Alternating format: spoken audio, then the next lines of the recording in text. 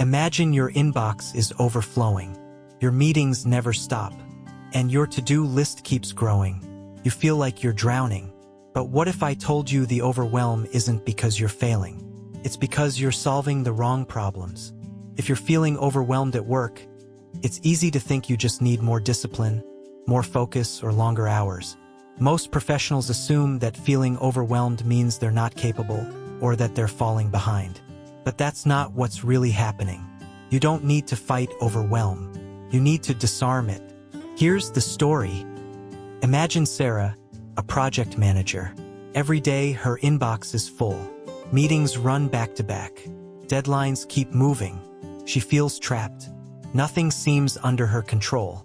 That's because her imposed tasks outweigh her chosen actions. Imposed tasks are the things you didn't choose. Urgent emails, last-minute client requests, unexpected crises. Chosen actions are the projects you decide to tackle, the goals you set, the small wins you intentionally make happen. Sarah stopped taking on new actions. She told herself, I can't handle one more thing.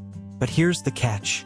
When we stop choosing actions, we lose control of what we can influence. The imbalance grows, and overwhelm deepens. Here's the counterintuitive solution. You don't need to fix the biggest problems. Most of them are out of your control.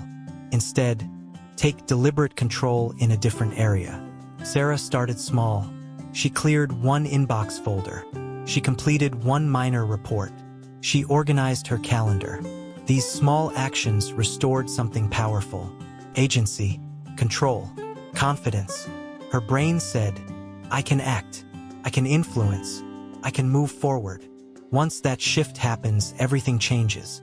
The same problems that once felt unbearable now feel manageable, not because they got smaller, but because Sarah got steadier. Here's the practical takeaway for busy professionals. Stop trying to fix everything. Pick one small, intentional action today. Something simple, something controllable.